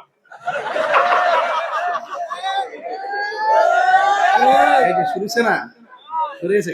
মাশাআল্লাহ, মারহাবা কোন। রাগ করেন না আমার সাথে, আমি মনের মাধুরীতে মিশে কথা বলি। ঘরের কথা মাঝে মাঝে বাইরে বইলে লাগে, আপনারা বুঝাবার লাগে, বুঝলি কি কইছি, একটু বুঝাবার লাগে কই আর কি। আমি হাসলে মাঠ হাসে, আমি কাঁদলে মাঠ কাঁদে, আমি হুঙ্কার দিলে মানুষ জাগ্রত হয়, এটার নাম ইসলাম। এটার নাম কি? রাসূল যখন ওয়াজ করতো মাঝে মাঝে, এই মিশকাত শরীফ পড়ছস না, বাবুল মেজাহ একটা হাদিস আছে, কৌতুকের অধ্যায়। রাসূল মাঝে মাঝে সামাজিক কিছু কথা বলতেন, সাহাবারা হেসে দিতেন, আবার ওয়াজ শুরু করতেন। ফজর পরে ওয়াজ শুরু করছে, সাহাবায়ে কেরামকে ইয়া রাসূলুল্লাহ আরো করেন। ও জোহরটা পড়ালো, জোহর পড়ার পরে আবার ওয়াজ শুরু করছে, ইয়া রাসূলুল্লাহ আরো ওয়াজ করেন। আসর টাইম হয়ে গেছে, আসরের পরে কই ইয়া রাসূলুল্লাহ, নবী কই আসর পড়ালো, আসরের পরে আবার ওয়াজ শুরু করছে, মাগরিবের টাইম হয়ে গেছে। রাসূল ডাক দিয়ে কই, এই শোনো, এশার নামাজটা পড়ালো, এশা পড়ার পরে আবার ওয়াজ শুরু করছে, ফজরের টাইম হয়ে গেছে।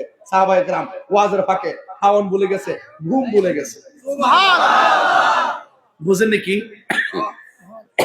সব ভুলে গেছে, কারণ আল্লাহর হাবিব কিয়ামত পর্যন্ত কি হবে নাকি না হবে সব ওয়াজ তিনি করেছেন। তাদের নসিব ভালো, মনে রেখেছেন, যারা মনে রাখতে পারে না পারে না। কথা বলেন ঠিক কি না? আমি বলছিলাম কই গেছিলাম অস্ট্রেলিয়া,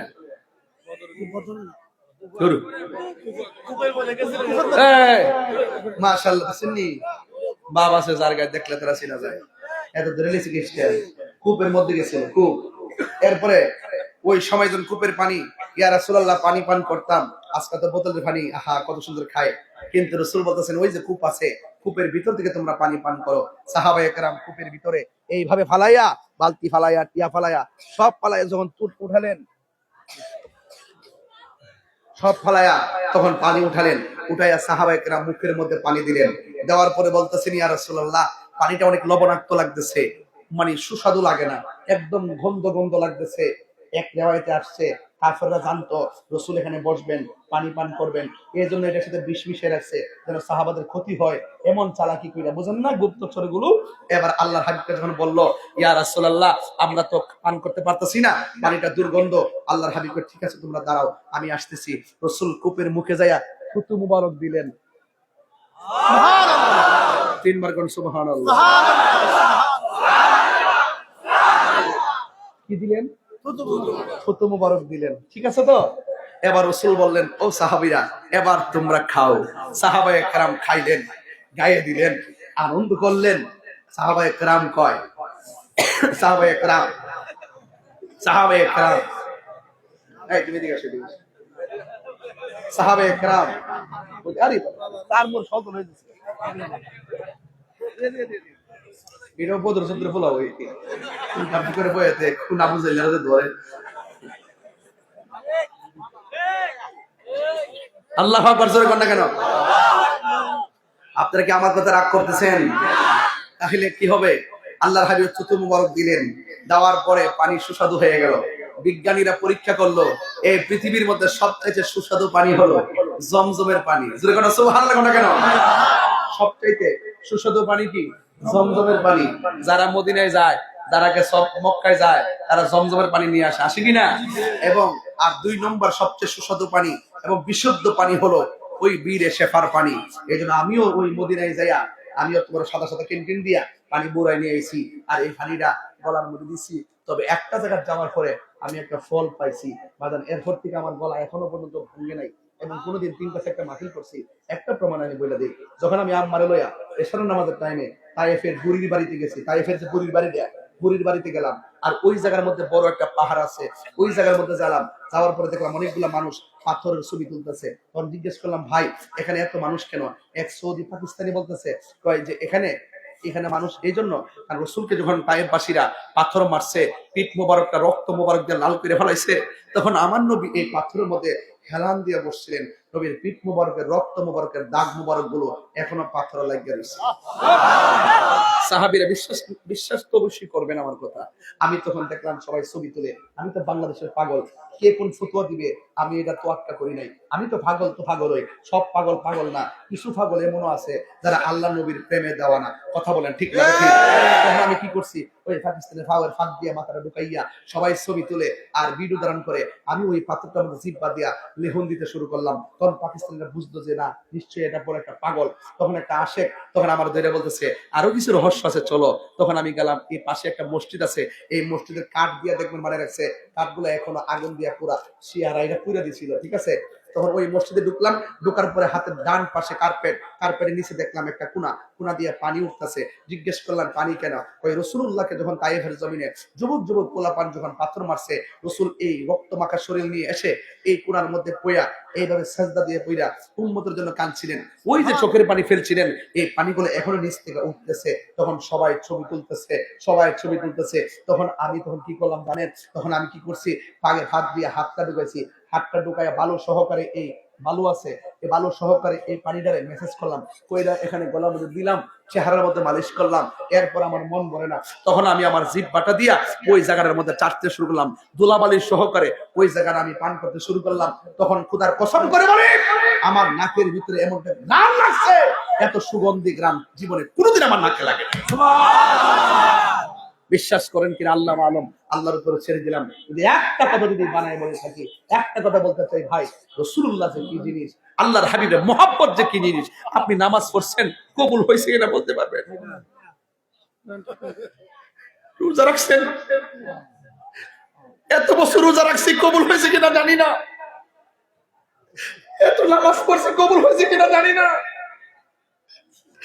উমরা করছি, হজ করছি, কবুল হয়েছে কিনা জানি না। এত দান করছি, কবুল হয়েছে কিনা জানি না। এত তাহাজ্জুদ করছি, এত নফল পড়ছি, এত ইবাদত করছি, কবুল হয়েছে কিনা জানি না।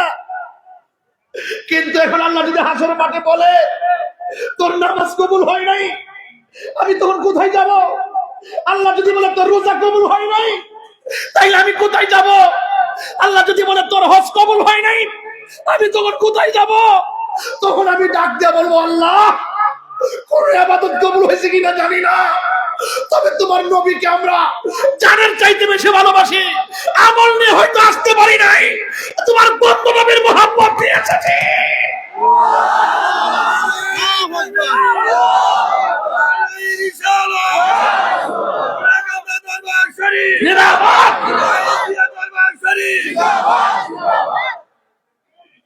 আর কিছু আমাদের নাই। এজন্য বলছি রাসূল ভিন্ন জিনিস। আগে মহব্বত, তারপরে ইবাদত। আগে মহব্বত, তারপরে ইবাদত। আরে আমরা ইবাদতের বাহাদুরি তো নাই। রাসূলুল্লাহকে জিজ্ঞাসা করছি, ইয়া রাসূলুল্লাহ মাতা সাআহ, কখন কিয়ামত হবে? রাসূল বলল, কিয়ামতের জন্য তুমি কি রেডি করছো? ওই সাহাবী কি, ইয়া রাসূলুল্লাহ কিয়ামতের জন্য আমার নামাজের বাহাদুরি নাই, রোজার বাহাদুরি নাই, কিন্তু আমি আপনাকে এবং আমার আল্লাহকে জানের চাইতে বেশি ভালোবাসি। রাসূল বললেন, আনতা মা মান আহবাবতা, তুমি যাকে ভালোবেসেছো তার সঙ্গে তোমার জান্নাত হবে। সুবহানাল্লাহ। রাগ করবেন না কারোর সঙ্গে। নবী ছাড়া কোনো উপায় নাই। কবরে যাওয়ার পরে নবী ছাড়া উপায় নাই। হাসর মাঠে উঠবেন, নবী ছাড়া কোনো উপায় নাই। রাসূল বলেন হুফাতান উরাতান, হাদিসের ভাষা বলছি, বানায়া বলছি না, হাদিসের ভাষা বলছি। রাসূল বলেন হুফাতান উরাতান, হাসরের মাঠে ল্যাংটা অবস্থায় উঠবে, ল্যাংটা উলঙ্গ অবস্থায় উঠবে। একটা নারী পুরুষের গায়ের মধ্যে কোনো কাপড় থাকবে না। হুফাতান উরাতান, দ্যাট মিন্স হলো পায়ের মধ্যে জুতাও থাকবে না। কাকুরসাতিন নাকি, এর অর্থ হলো ওই মাঠে কোনো উদ্ভিদ থাকবে না, কোনো গাছ থাকবে না, কোনো পাখি থাকবে না, ছায়া দিবে না। ওই মাঠটাতে আপনি উলঙ্গ অবস্থায় উঠবেন। আয়েশা সিদ্দিকা বলছেন, ইয়া রাসূলুল্লাহ, একজন আরেকজনকে দেখবে, কেমন মাঠ? রাসূল বললেন, আয়েশা, ও আয়েশা, একটা সেকেন্ডের জন্য তাকাবে, সময় পাবে না। মাথার উপর থাকবে সূর্য, গাঠা থাকবে বাঁকা, চোখের উপরে থাকবে সূর্য, উপরের খুলিটা উল্টে যাবে, মাথার মগজগুলো সিটে সিটে বাতের মারের মতো পড়বে। সন্তানের খবর মা নিবে না, মার খবর সন্তান নিবে না। অনেক কঠিন একটা মাঠ হবে রে আয়েশা, একজন আরেকজনের দিকে তাকাবার সুযোগ পাবে না। রাসূল বলেন, সেই কঠিন ময়দানে কিছু কিছু মানুষের নখ আল্লাহ বানাই দিব তামা দিয়া।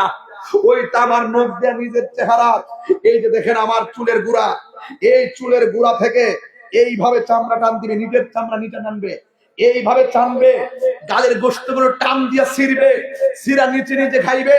রাসূল জিজ্ঞাসা করবে, আল্লাহ ওরা কে যারা নিজের গায়ের চামড়া, নিজের গালের চামড়া নিচে খাচ্ছে, তারা কারা? আল্লাহ বলবেন, বন্ধু এরা হলো দুনিয়ার গীবতকারীর দল। আপনি হাসতে হাসতে গীবত করতেছেন, আপনি দোকানে বৈশা বৈশা গীবত করতেছেন, আপনি জানেন এটার শাস্তি কত, ভাইয়ের গোশত খাওয়ার মতো। কি মনে করেন আপনি? এই মনে করছেন যে আমি গীবত করে ফেললাম, টাকা লাগলো না, পয়সা লাগলো না, আমি গীবত চালাই দিলাম, আমি মনে জিতে গেলাম। না, হাসরের মাঠটা এত সহজ জিনিস না। আপনাকে প্রত্যেকটার জন্য জাররা জাররা পরিমাণ হিসাব দিতে হবে। ওই কঠিন মুসিবতের ভিতরে এক শ্রেণীর মানুষ দেখবেন, এই মানুষগুলোর গায়ের ভিতরে আল্লাহ পাক আগুনের শিকল দিয়া গায়ের মধ্যে পরাইয়া দিবে। জিজ্ঞাসা করা হবে, আল্লাহ এরা কারা? এরা হলো তারা যারা দুনিয়াত মা বাপের মনে কষ্ট। সুন্নি পোলাপানদেরকে বলছি, আমি তাহিরিকে যদি 1 সেকেন্ডে যারা ভালোবেসে থাকো, সোনাকান্দা দরবারের মহান মুর্শিদকে যদি 1 সেকেন্ডে যারা ভালোবেসে থাকো, আমরা দুই দরবার, দুই আমাদের আত্মার সম্পর্ক, রুহানি সম্পর্ক, একটি ইমানি জায়গা থেকে একটা মেসেজ দিব, আল্লাহর কসম করে জীবনে কোনোদিন মা বাপরে কষ্ট দিতে পারবা না। মা বাপরে কষ্ট দিয়ে শুধুমাত্র দরবারে নয়, মদিনার দরবারে গেল কাজ হবে না। রাসূল বলছেন, মা বাপরে কষ্ট দিলে আল্লাহ কষ্ট পায়, মা বাপরে দুঃখ দিলে আল্লাহ সন্তুষ্টি হয়ে যায়। এই জন্য মা বাপকে কান্দায়া আমার সামনে বসে ওয়াজ শুনবেন। রিজারেকশন লাইফ, দ্যাট মিন্স হাসরের ময়দান, সেদিন আপনাকে জাররা জাররা পরিমাণ হিসাব দিতে হবে। মা বাবার মনে কষ্ট দিলে দুনিয়া তো ভুগবেন, আখিরাত তো ভুগবেন। রাসূল বলছেন, আমার কথা তোমরা মানো, আল্লাহকে পেতে চাও ফাত্তাবিউনি, আমাকে অনুসরণ করো। মাঝে এই পীর সাহেব হুজুর বলবে মা বাবার খেদমত লাগবে না, সে তো পীরই হতে পারে না। কথা বলেন ঠিক না বেটে? আমি আমার কাঠবাজারের ব্যবসায়ীদেরকে, সফল ব্যবসায়ীদেরকে বলে দিয়ে যাই, আমি আমার কাঠবাজার এবং টিন বাজারের ব্যবসায়ী ভাইদেরকে বলে দিয়ে যাই, ভাই কত টাকা রুচি করেন মা বাপরে কয়েন। মুদিমানের দোকানদারে বলে দিয়ে যায়, কত টাকা জমান মা বাপরে কয়েন। খোদার কসম করবেন, কোন মা বাপ আপনার কাছে টাকার ভাগ চাবে না। মা বলেন, পুত্রে যদি আমার কইতি বল লেগে স্বর্ণ আনছস, আমি সারা রাত না ঘুমাইয়া তোর বাহিরে তাকিয়া স্বর্ণ পাহারা দিতাম। কথা কোন ঠিক কিনা? এই জন্য আজকের কথা পরিষ্কার, আল্লাহর ইবাদত, নবীর মহব্বত, আউলিয়া কেরামের সোহবত, মা বাবার খেদমত আমরা চাই কি চাই না? আরো বড় করে চাই কি চাই না? নবীর পক্ষে থাকলে দাম বাড়ে না কমে? আউলিয়া কেরামের পক্ষে থাকলে দাম বাড়ে না কমে? মা বাবার দোয়া থাকলে সন্তান কি জিরো হয় না হিরো হয়? ওই মা বাপের খেদমত দরকার আছে না নাই? আমি জানি না আজকে মা বন্ধুরা আসছে কিনা মাহফিলে। যদি মা বন্ধুরা আইসা থাকেন, আমি হাসরের মাঠ থেকে মা বন্ধুকে সতর্ক করে দিয়ে যাই, এলাট করে একটা ওয়াজের সব কথা কোন জানা আব্বা, একটা ওয়াজের সব কথা বোঝান জানা, তারপর আমি কাজ দিয়া যাই। হাসরের মাঠে কিছু কিছু মহিলাদের পা গুলা গাছের মধ্যে বাইন্দা মাথাগুলো নিচে ঝুলাই রাখবে, আবার কিছু কিছু মহিলাদের চুলগুলো গাছের মধ্যে বাইন্দা পা গুলো নিচে ঝুলাই রাখবে। জিজ্ঞাসা করা হয়, ওরা কারা? আল্লাহ বলেন, বন্ধু ওরা হলো তারা যারা দুনিয়াতে স্বামীর অবাধ্যচারণ করে রাস্তাঘাটে বেপরদায় চলেছিল। তাহলে বোঝা গেল, এই দুনিয়া যাই করবেন বিচার একদিন, পরের বিচার একদিন হবেই হবে। আজকে কোরআন শরীফ পড়তে চান না, ওই দিন ওয়াজ করতে যাইয়া গবেষণা করছিলাম, এই কোরআন আপনার জন্য জাহান্নামের দরজার দ্বারায় যাবে। সুবহানাল্লাহ না? এই কোরআন আপনার কবরের অন্ধকার দূর করার জন্য কবরে আলো দিবে। আর হাসর মাঠে কোরআন দাঁড়ায় বলবে, আল্লাহ তোমার বান্দা আরামের ঘুম হারাম করে কোরআন তেলাওয়াত করেছিল, আল্লাহ তেলাওয়াতকারীর জন্য তোমার কাছে সুপারিশ করি, তুমি মেহেরবানি করে আমার সুপারিশ কবুল করো। আল্লাহ রাব্বুল আলামিন হাবিব বলেন, সেই দিন কোরআনের সুপারিশে আল্লাহ পাক তেলাওয়াতকারীকে জান্নাত দিয়ে দিবেন। সুবহানাল্লাহ। এই কোরআনের সঙ্গে সম্পর্ক দরকার আছে না নাই? এই মাদ্রাসা কি সুন্নি হাফেজি মাদ্রাসা আছে? আল্লাহর ওয়াস্তে বলবো, নিজের নাতিকে মাদ্রাসায় পাঠান, নিজের সন্তানকে মাদ্রাসায় পাঠান। লজ্জা লাগে না বাবা যে ইমাম ওই 5 বাড়ি পারিয়া ইমাম সাহেবের কাছে যায়, কোন হুজুর আমার জানাজাটা পড়ায়েন? কি রে, নিজের সন্তানটা হাফেজ বানাইলে কি দোষ হইতো? নিজের নাতিরা হাফেজ বানাইলে অসুবিধা হইতো? অন্তত সন্তানকে ডাক্তার বানাইবার স্বপ্ন দেখার আগে সন্তানকে কোরআনের হাফেজ বানান। যে ছেলেটা হাফেজ হয় তার ব্রেনটা কিন্তু ইস্পাত হয়, তার পক্ষে সব শিক্ষা অর্জন করা সম্ভব হয়। কথা বলেন ঠিক না বেঠিক? এই কোরআন যার হৃদয়ে আছে, এই হৃদয় আলোকিত। কোরআন যেই ঘরে আছে সেই ঘর আলোকিত। এই জন্য আমরা সবাই কোরআনের সঙ্গে সম্পর্ক রাখতে চাই কি চাই না? আরো বড় করে বলো, চাই কি চাই না? এই কোরআন তেলাওয়াত করবেন। আরেকটা কথা বলতে হয়, না বললে আমার হক আদায় হবে না। হাসরের ময়দান বড় কঠিন। ওই কঠিন মুসিবতের সময় ছোট ছোট বাচ্চা আছে না নাই? কতক্ষণ আছে না নাই? ছোট ছোট বাচ্চাকে আল্লাহ বলবেন, এই তোদের বিচার নাই, বেহেশতে যা। ছোট বাচ্চা ডাক দেখে, আল্লাহ আমার আম্মা কই? সুবহানাল্লাহ। এজন্য ছোট বাচ্চা মারা গেলে আব্বা কাঁদেন না, ছোট নাতি মারা গেলে কাঁদেন না, ধৈর্য ধারণ করেন। এই বাচ্চাটা হাসরের মাঠে আপনার জন্য দাঁড়ায় যাবে। আল্লাহ রাব্বুল আলামিন কই, তোমরা জান্নাতে যাও। আমার ছোট বাচ্চাগুলা বলবে, আল্লাহ আমার বাবা কোথায়, মা কোথায়? আল্লাহ বলবেন, ও বান্দারা, তোমার আম্মা দুজখে। এবার সন্তান ডাক দিয়ে বলবে, আল্লাহ বেহেশতে গেলে তো আর বের হব না, একটা বারের মতন আমার আম্মারে দেখায় দাও, আমার আব্বারে দেখায় দাও। এবার আল্লাহ ডাক দিয়ে বলবে, রে মালিক, কবর জাহান্নামের আগুন থেকে তার মাকে বের কর। মাকে বের করা হবে, গায়ের মধ্যে কোনো গোশত থাকবে না, হাড্ডিগুলা কামারের দোকানে লোহা যেমন গরম লাল হয়ে থাকে, ওই মায়ের হাড্ডিগুলা এমন ভাবে লাল হয়ে পড়তেছে। এবার কাউমাও করতেছে। ছোট বাচ্চাগুলা ডাক দিয়া বলবেন, ও আল্লাহ, ও আল্লাহ, আমার মা আমারে 10 মাস 10 দিন গর্ভে ধারণ করেছে, এই মা জাহান্নামের আগুনে জ্বলতেছে। ও আল্লাহ, মেহেরবানি করে আমার বড় মায়া লেগেছে। আল্লাহ গো, তুমি আমার সঙ্গে আমার মাকে জান্নাতের মধ্যে দিয়ে দাও।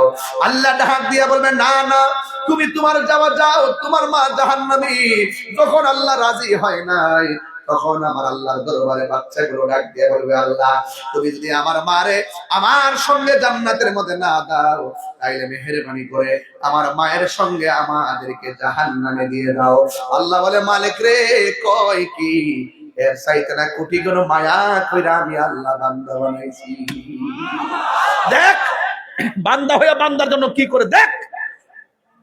আল্লাহ ডাক দিয়া বলে, ও ফেরেশতা, দেখ দেখ বান্দা তার মায়ের জন্য কি করে।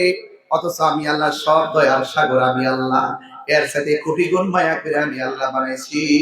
ওই বাচ্চার মাটাকে তাসলিম নামক পানি দিয়া ধৌত করো, এমন ভাবে সাজাও গায়ের মধ্যে যেন জাহান্নামের কোনো চিহ্ন না থাকে। এবার সুন্দর করে তাসলিম নামক পানি দিয়া ধৌত করলো, কোন ফায়াকুন সুন্দর চেহারা হয়ে গেল। ওই মুহূর্তে আমার আল্লাহ ডাক দিয়ে কই, ও বান্দা, তোমার মারে তুমি লয়া জান্নাতে যাও। শিকল যেমনে একটার ভিতরে একটা ঢুকে, বাচ্চাগুলা এমন ভাবে মায়ের আঙ্গুলটারে শিকল বানাইয়া আমার আল্লাহ রাব্বুল আলামিনের ওই যে পুলসিরাতটা আছে, ওই পুলসিরাত দিয়া নাইচা নাইচা মারে লইয়া জান্নাতে চলে যাবে। আল্লাহু আকবার বলেন না। দয়ার মালিককে আর বড় করে বলে, দয়ার মালিককে। ওই দয়ার মালিক হলো আমার রব। এই জন্য আমি বলেছি, ও যুবক, মা বাপের চোখের পানি ফেলে কান্দেও না। আজকে মার ওয়া সবাই করে, বাপের কথা কেউ কয় না। অথচ বাপটা জীবনটারে পানি কইরা ফেলাইছে, কোমর ব্যথা হয়ে গেছে, আগের মতো পাউটা কাউরি দিয়া বসতে পারে না, আগের মতো নামাজের মধ্যে আঙ্গুলগুলো পিছাইতে পারে না, আগের মতো রুকু দিতে পারে না, পিঠটা বড় ব্যথা করে, মাথাটা নোয়া রাখতে পারে না। বাপের কথা কেউ কয় না। ফুটফুট করতে করতে বাপের জীবন শেষ হয়ে গেছে। আজকে বাপটা বুড়া হয়ে গেছে, টাকা পয়সা রুজি করে না, কিন্তু সন্তান অনেক টাকা ইনকাম করে, কিন্তু সন্তান মা বাবার খবর নেয় না। আমার যুবকরা, খবরদার খবরদার, নবীরে যদি ভালোবাসতে চাও, নবীরে ভালোবাসলে মা বাপরে ভালোবাসবা। এই জন্য যুবক, ওই বাপের মনে কষ্ট দিও না। আমি তাহিরি বাড়িতে হতে জানেন না, আমার আব্বা দুনিয়াতে নাই। প্রতিদিন বাড়িতে যাই, রুমটা খুলতাম, বাপের খাটটাতে বাপের মাথায় হাত বোলাইতাম। এখন আমার বাবা চলে যাওয়ার পর রুমের জায়গায় রুম আছে, খাটের জায়গায় খাট আছে, কিন্তু বাপটা চলে গেছে, 6 বছর হয়ে গেছে। কত জায়গায় কত মানুষ দেখলাম, বাপের মতো মানুষ দেখিনি। আমার বাবা কবরে চলে গেছে, আপনার বাবা অনেকে কবরে চলে গেছে। এই জন্য আমি প্রায় মাহফিলের মধ্যে বলি, বাবা গো বাবা, বাবা গো বাবা। আল্লাহ বাবা গো বাবা, বাবা গো বাবা, কত আদর কত স্নেহ তোমার কাছে পেলাম, সব কিছু হারিয়ে আজকে নিঃস্ব হয়ে গেলাম। কত আদরে কত স্নেহ তোমার কাছে পেলাম, সব কিছু হারিয়ে আজকে নিঃস্ব হয়ে গেলাম। ভালোবাসি তোমায় বাবা, বুকটা যে যাইছি রে, তোমার কথা হৃদয় মাঝে পড়ছে বারে বারে। আল্লাহু আকবার বলো কেন? ভাই বাবা যারা কবরে দোয়ার দরকার আছে না নাই? আজকে পীর সাহেবদের কাছে আমরা সবাই বাবা মায়ের জন্য দোয়া চেয়ে গেলাম। আপনারা জবান খুলে কোন দয়ার মালিক হলো একজন, জবান খুলে বলুন তিনি কে? কারা কারা মা বাবার পক্ষে আছেন হাত তুলে দেখেন ইনশাআল্লাহ। নারে তাকবীর, নারে রিসালাত, নারে গাউসিয়া, আহলুস সুন্নাত ওয়াল জামাত। আজকে থেকে ওয়াদা, আরেকটা ওয়াদা করতে হবে আমার সাথে, যে ওয়াদাটা আমি সব মাহফিলে নেই বাজান। একটা ওয়াদা হলো আমরা যতদিন বাঁচবো নেশা করব, বলেন নেশা করব বাস। বলেন বাবা ট্যাবলেট কি খাওয়ান যাইবো? আমার যুবকদেরকে বলছি, এক বলেন বন্ধ নেশা, নেশা বন্ধ কর, নেশা বন্ধ, নেশা ইয়াবা, ফেন্সি, গাঞ্জা, সুদ, ঘুষ, চুরি, ডাকাতি, মুনাফিকি, গীবত, এগুলো কি চলবে? এখন বলবেন চলবে। নামাজ, রোজা, হজ, যাকাত, মিলাদ, কিয়াম, দরুদ, সালাম, কবর জিয়ারত, মাজার জিয়ারত চলবে তো ইনশাআল্লাহ? চলবে তো ইনশাআল্লাহ? তাহলে আমি যে কথাগুলো বলছি আজকে ফেলে দেওয়ার মতো একটা কথা বলছি? আমি প্রত্যেকটা কথা শুরু থেকে এই পর্যন্ত যা বলছি কিছু চেতনা নিয়ে বলছি, কিছু ঘটনা বলছি, আর কিছু সামাজিক বিষয় নিয়ে বলছি। খবরদার আমরা নেশা করব না। আপনি বাপ হিসাবে আপনার দায়িত্ব কিন্তু শেষ না। আপনার সন্তান করার সময় ঘুমায় খেয়াল রাখতে হবে, আপনার সন্তান কার সঙ্গে মিশে খেয়াল রাখতে হবে, আপনার সন্তান করার সময় ঘরে ফিরে খেয়াল রাখতে হবে। আপনার সন্তানের শুধু পরীক্ষার ফি, রেজিস্ট্রেশন ফি দিলে চলবে না, আপনার সন্তান টাকা নিয়ে কি করে এটাও খেয়াল রাখতে হবে। কথা বলেন ঠিক না বেঠিক? কারা কারা আমার কথার সঙ্গে একমত হাত তোলেন? আবার বলছি নারে তাকবীর, নারে রিসালাত, আহলুস সুন্নাত ওয়াল জামাত। নারে তাকবীর, নারে রিসালাত, মুসলমান আগামান শরাকনা দরবার শরীফের মুসলমান আগামান মাহফিল কমিটির পক্ষ থেকে নারে তাকবীর। এই বছর সকল বসেন, হুজুর আস্তে আস্তে